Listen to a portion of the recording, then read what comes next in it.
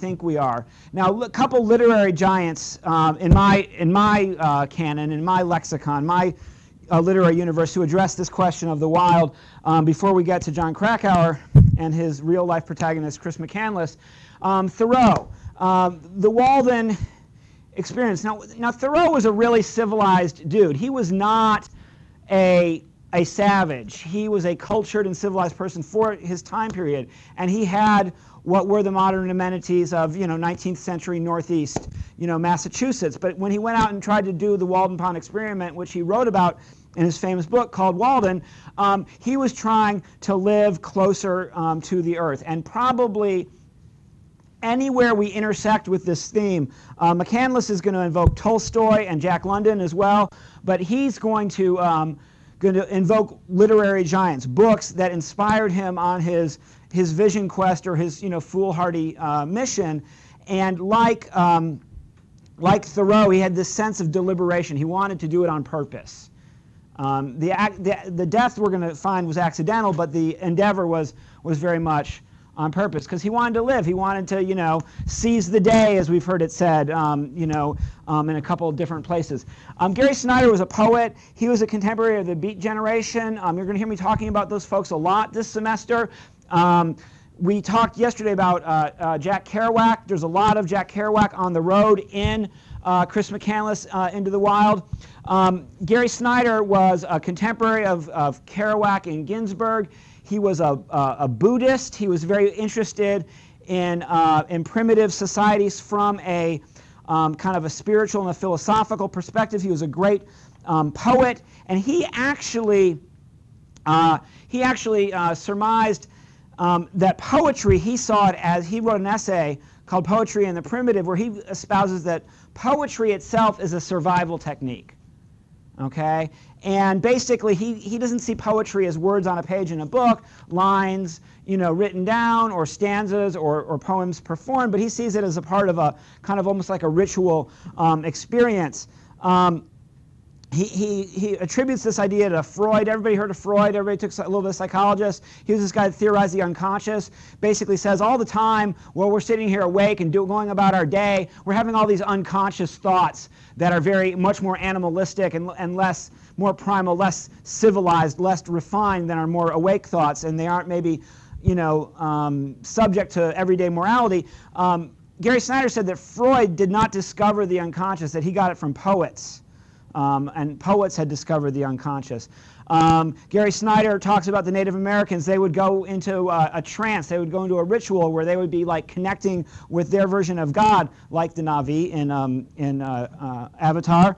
And then they would come back and they would start singing songs. And this is a poem attributed to Native Americans that Gary Snyder quotes. I circle around the boundaries of the earth, wearing the long wing feathers as I fly, wearing the long wing feathers as I fly, I circle around the boundaries of the earth.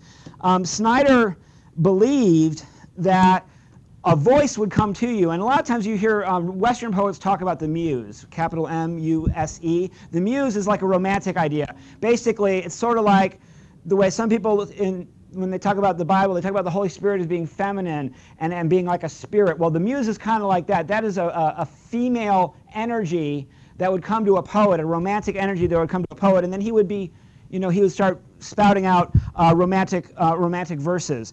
The idea that Snyder takes from the primitive peoples is this idea that you would be overcome with a voice. And Snyder writes in that essay I was referring to, certain emotions and states occasionally seize the body. One becomes a whole tube of air vibrating, all voice. In mantra chanting, the magic utterances built of seed syllables such as om and ah, repeated over and over again. You ever seen, ever been to a Bonnaroo or, I don't know, like a rainbow gathering? You get a bunch of hippies standing in a circle and chanting something like om, focusing on their breath, take a deep breath, getting their feet really rooted on the earth, feel their connection to their Mother Earth. This is what Gary Snyder is talking about. And he's saying if you go into a state of mind like this, he says a new voice enters. A voice speaks through you, clearer and stronger than what you know of yourself, with a sureness and melody of its own, singing out the inner song of the self and the planet. So he believes that you can actually feel the earth speaking through you.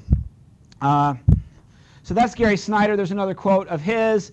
And this is where you get into it, and this would be true with Thoreau and of Snyder. They're maybe not as extreme as McCandless. McCandless, almost you get the opinion from time to time, and now, well, this is a debate actually we're going to have whether McCandless likes people or not, or likes civilization.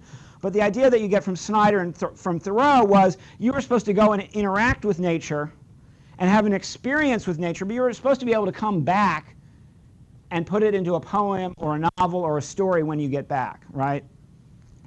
He never gets back. The only reason we have this story is because Jon Krakauer. Like, Chris never gets back. He never gets to write his book. We get his book only because of what Jon Krakauer did. Gary Snyder is still alive. He's like 80 years old.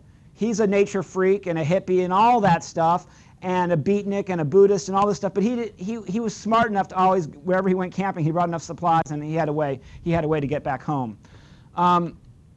This idea of the green fire is this idea that comes from Aldo Leopold. Aldo Leopold is considered to be the first, probably one of the first environmentalists. Now, following the trajectory of this talk, if you are, we would attribute that to our Native American ancestors who were on this continent first, that they revered and honored the earth. So they would really be our first North American environmentalists. They called this place Turtle Island. That was the name that they had for North America. But of the contemporaries of us, contemporary white folks, predominantly, who formed the contemporary modern environmental movement, one of our forebearers is this wilderness cat called Aldo Leopold. And why he's interesting is because he was a hunter.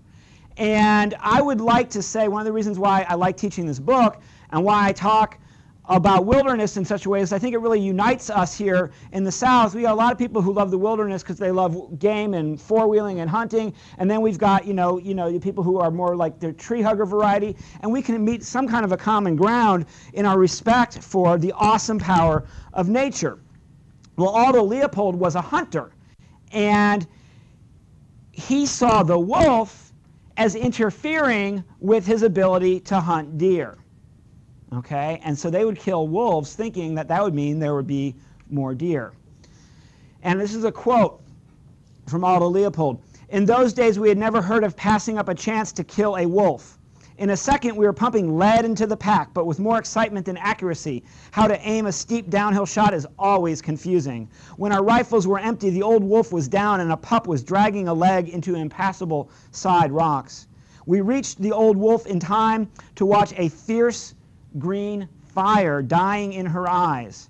I realized then, and have known ever since, that there was something new to me in those eyes, something known only to her and to the mountain.